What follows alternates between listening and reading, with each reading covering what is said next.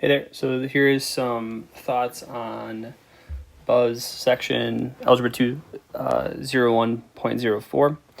First of all, so there was a slope problem, and judging from the answer that you picked, I'm not sure where your mistake exactly happened.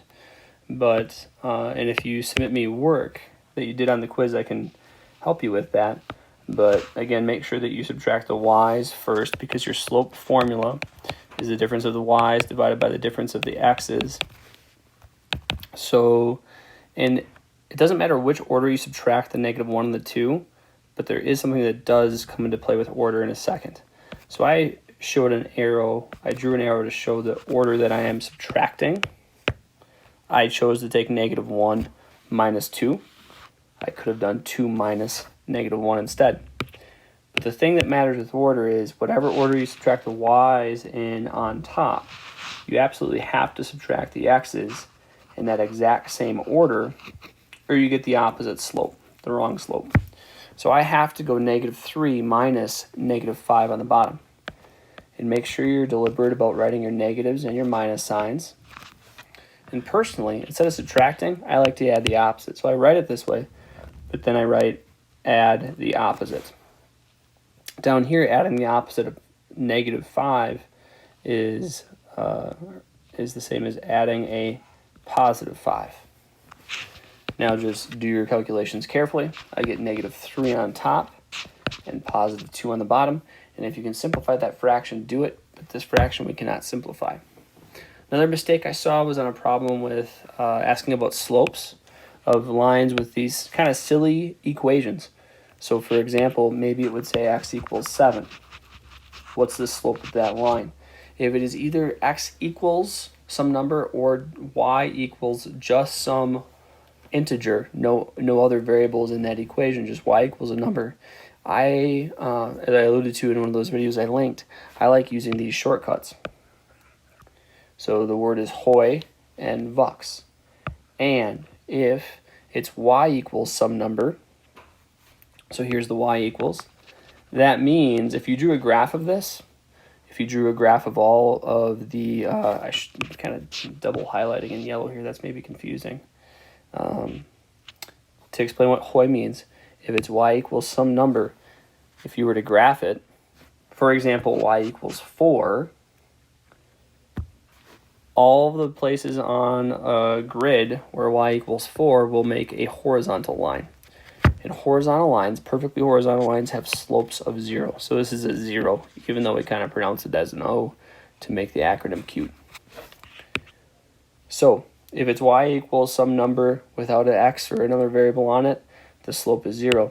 If they ask you what's the slope of the line x equals 7, we use the word vux. If it's x equals, like is the situation here, it's going to be a vertical line.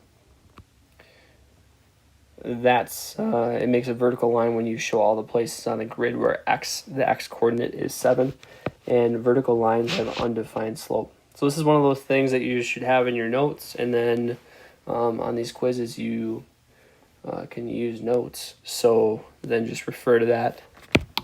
If you can memorize that stuff, that's fantastic as well, but start with taking good notes on paper. And then there was a problem where you had to graph this equation. Again, I don't see your work, so I'm not sure what happened, but make sure you solve this for y, because most people are most confident graphing in slope-intercept form, assuming that's you, which is like, 95% of students. Your work would look something like this. You would add 8x to each side, and you'd get 2y equals. You cannot combine these two things. You have to write them separately. And then you would divide everything by 2 to get y equals itself. And if you divide the left side in half, or cut it in half, you have to do the same thing to the right side. In this example, I say cut in half because we're dividing by 2. So I think I did that part correctly. And then just remember that this is your y-intercept, or your starting amount on the y-axis. And then this is your slope, which is rise over run. So once I plot my y-intercept, I do that first. I'm going to then go up 4, right 1. If the slope was negative, I'd go down 4 and right 1. So a quick sketch of this, it's not going to be pretty, is going to be y-intercept at 6. I think that's 6. Yep. And then I'm going to go up 4 and right 1, which puts me over there. And then I can rinse and repeat, do that over and over. I can go down 4 and left 1, see how that lines up with the other ones. That would be your graph of that equation. And finally, I just made up an example that looked very similar to one that there was a mistake on. These are all very similar examples to the ones that I saw mistakes on, but not the exact same numbers, but exact same process. So here's a graph. This person's saving some money over these number of weeks, and there is a pattern to it. So they use that pattern and say that the linear function f of w equals 8w plus 10 to represent the amount of money saved after each week.